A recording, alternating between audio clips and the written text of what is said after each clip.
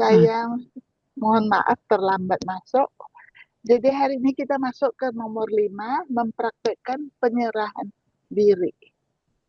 Terakhir, kita tidak boleh melupakan jenis ketaatan yang mungkin paling penting dan paling diabaikan, apa yang dapat disebut ketaatan kepada peristiwa. Gagasan ini jelas menimbulkan masalah teologis dan eksistensial yang sulit.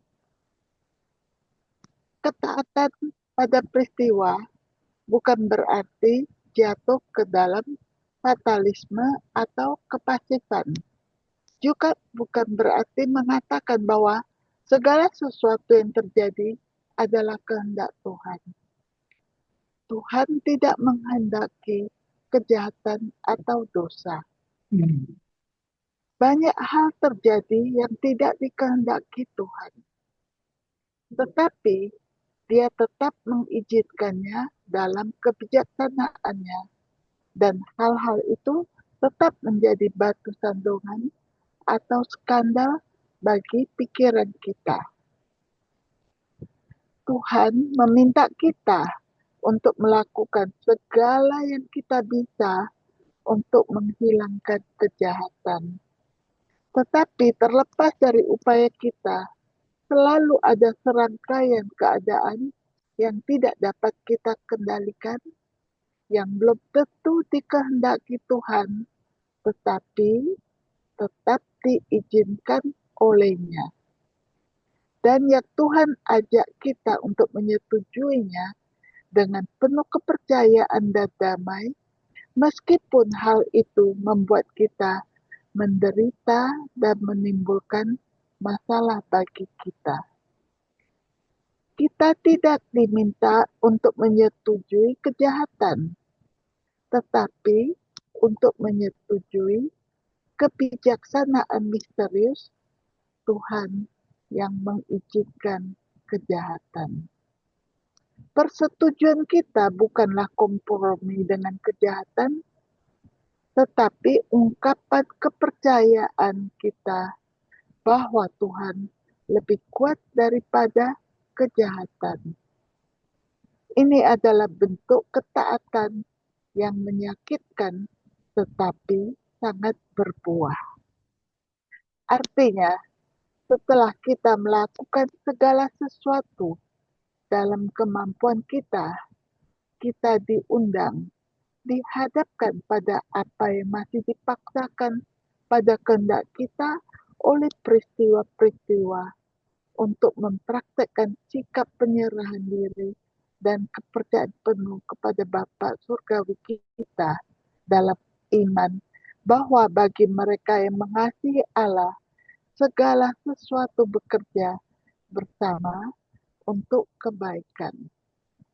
Sebagai contoh, Allah tidak menginginkan pengkhianatan Yudas atau pengecutnya Pilatus.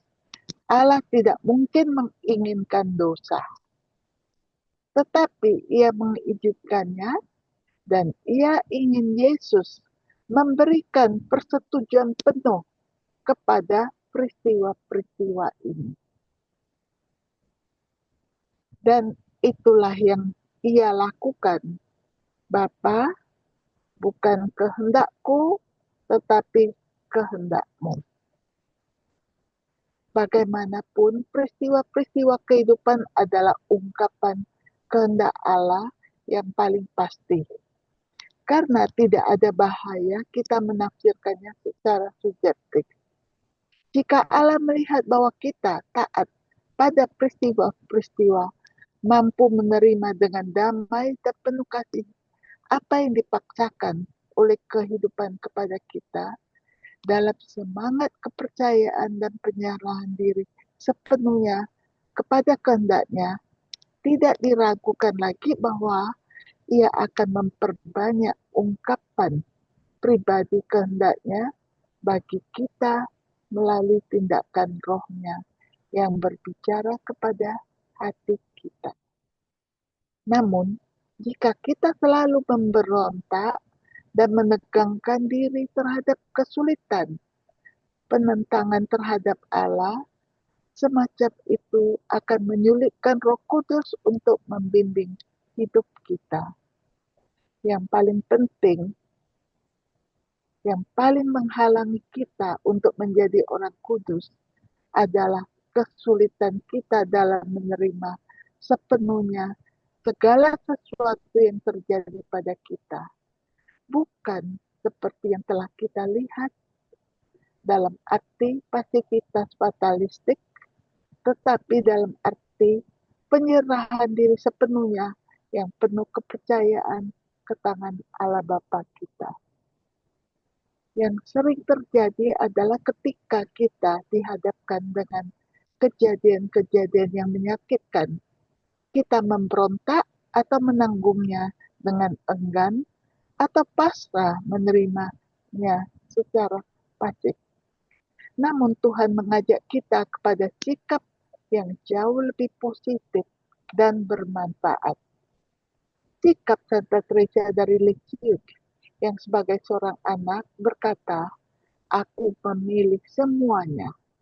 Kita dapat memberikan makna ini. Aku memilih segala sesuatu yang Tuhan inginkan untukku. Aku tidak akan puas hanya dengan menanggungnya, tetapi dengan tindakan kehendakku yang bebas, aku memutuskan untuk memilih apa yang belum kupilih. Santa Teresa menggunakan ungkapan, "Aku menginginkan segala sesuatu yang menyebabkan kesulitan bagiku."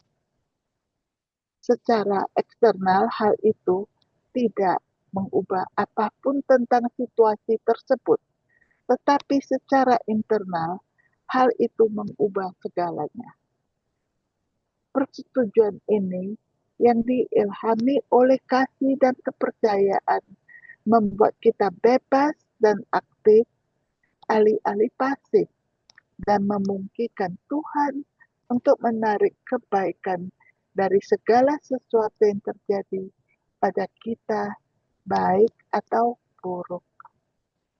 Ya, demikianlah untuk hari ini. Besok kita sambung lagi yang nomor 6.